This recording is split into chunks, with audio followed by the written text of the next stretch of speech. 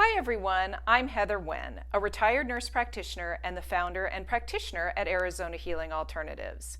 On this channel you'll find several videos, what I like to call aha moments or aha minutes, where we'll be discussing issues that impact your health. So whether you decide to use Western medicine, alternative medicine, or a mix of both, I'm passionate about you knowing what your options are. If you like what you see on this channel, please feel free to hit that subscribe button. For this aha moment, we're going to be looking at the cold and flu season. Now that it's hit, it's around November, and we got lots of people around who are having colds and flus and things like that. So I want you to know a little bit about colds and flus, a little bit of background on that, and then we'll cover a little bit about some options. So stay tuned.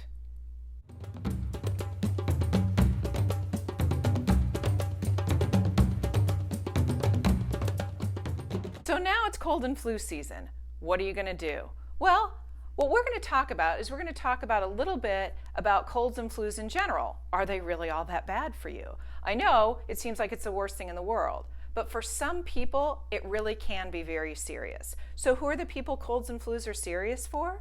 They're serious for those that have already underlying chronic diseases or conditions, such as diabetes or anything else that can challenge, like autoimmune diseases, things like that can challenge that immune system.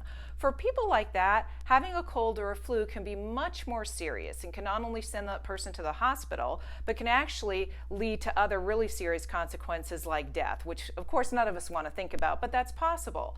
So for those people, it's very important to do things and follow the advice of practitioners when it comes to things like that as to what they need to do. Even when we look at vaccines, flu vaccines, things like that, well, this video we're not going to cover vaccines in general because there's pluses and minuses to that. But for somebody who is in that serious or chronic disease area, it's very, very important that they look at other Western options. So when we look at Western options, we want to make sure that we're not going after, oh my gosh, I have a sniffle, I have this, or we have a little fever, but not a high enough fever to send us into antibiotic use. Because overuse of antibiotics can be very, very serious. We're coming into lots of infections now where antibiotics aren't taking care of it because people have a sniffle and they want antibiotics. Well, there are times and places for antibiotics. And on that note, I was actually watching Shark Tank the other day, and on it there was a Western physician on there who had made an alternative for colds and flus, and his heart's in the right place because he's talking about overuse of antibiotics. But the thing that bothered me about it was he's using a combination of echinacea, some vitamin C, and some other things. The thing that bothered me was overuse even of echinacea, right? Because a little bit of it is fine, but if you don't know about echinacea, it can be a big problem, and I'm going to share that with you in just a minute. But what happened was with echinacea, as well as some other things, I would want to know the background, like in the video that we talked about previously where we were talking about people's backgrounds. And now he may have an extra nutrition degree or he may have taken courses about herbs such as echinacea, and if he has, that's fantastic. But if he hasn't, I know he has a lot of science that he claims is behind it, which is great, because he's right. Echinacea used properly can be good. However, oftentimes we take something when we get a cold, great, but when we don't need it to prevent, and echinacea is not an appropriate herb to do that. How did I learn that? Well, the way I learned that was I was living next door. My next door neighbor actually came over and said to me that he was having chest pain and he heard that I did this weird applied kinesiology stuff and he wanted me to test him. And I said to him, first of all, if you're having chest pain, you're going to the emergency room. I was not happy with that fact. And he said, no, please. You know, he described it to me and it didn't really sound like heart attack stuff for me coming with my nursing background. But I said to him, look, I only agree to do this if in fact you agree that if this continues over the next 30 minutes or so, that you head to urgent care and you get worked up for a rule out, it's called myocardial infarction, MI, or a heart attack.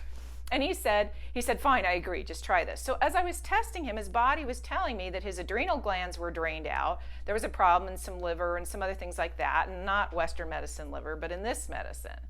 And what was interesting to me was I just asked him, I said, you know, what kind of supplements or things are you taking? And he said, oh my gosh, there's this great echinacea stuff. And I took it for a cold and it was so good, I've been taking it on a daily basis for the last 3 to 6 months. My heart almost stopped at that moment And I said to him, the very little that I know about echinacea comes from my acupuncturist and herbalist who uses that from time to time. And I said, the very little I know about it is that it gives a kick to those adrenal glands to really get the body to fight off what it needs to.